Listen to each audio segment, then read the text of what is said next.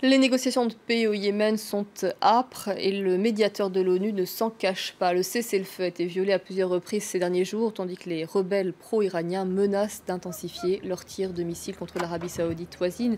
L'Arabie saoudite qui mène, je vous le rappelle, la coalition pro-gouvernementale. Le Conseil de sécurité de l'ONU se penche ce soir sur ce sujet. Alors nous en parlons avec vous, David Rigoulet-Rose. Vous êtes cofondateur notamment du blog Eurasia Prospective. Je vous remercie beaucoup pour votre analyse ce soir sur notre antenne. Que peut faire le Conseil de sécurité des Nations Unies? Le Conseil de sécurité des Nations Unies est obligé de prendre acte d'une situation qui pour l'instant est dans une impasse, c'est-à-dire que la trêve effectivement qui avait été décidée le 15 décembre a été violée à plusieurs reprises. Et donc toutes les parties manifestement ne font pas preuve de la meilleure volonté.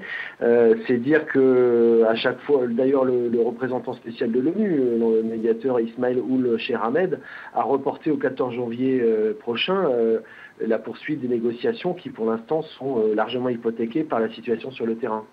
Les parties belligérantes ne veulent pas de ce processus que prennent les Occidentaux, notamment la France au Conseil de sécurité. Le problème, c'est que la situation du Yémen n'est pas totalement dissociable de l'affaire syrienne.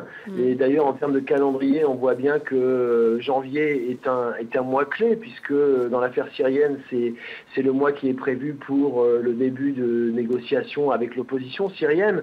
Et dans le cas du Yémen, on voit bien que c'est les négociations entre la milice Houthi et le gouvernement légitime du président Mansour Hadi sont également largement hypothéquées par le processus syrien, dans la mesure où les Houthis sont suspectés de recevoir un soutien iranien. Et il y a un jeu d'équilibre régional qui fait que les deux questions sont indirectement liées, ce qui fait que pour l'instant, effectivement, sur le terrain, les choses sont encore très largement confuses.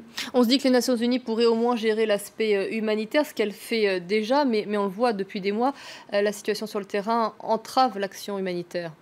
Oui, l'action humanitaire, d'ailleurs, ça faisait l'objet de la négociation, hein, de la première trêve depuis la mi-décembre. C'est-à-dire qu'il y avait deux comités militaires, enfin un comité militaire neutre qui était censé gérer la trêve et un comité chargé de surveiller l'acheminement de l'aide humanitaire, puisque la situation humanitaire au Yémen est absolument catastrophique. On considère que quasiment 80% de la population aurait besoin d'une aide directe.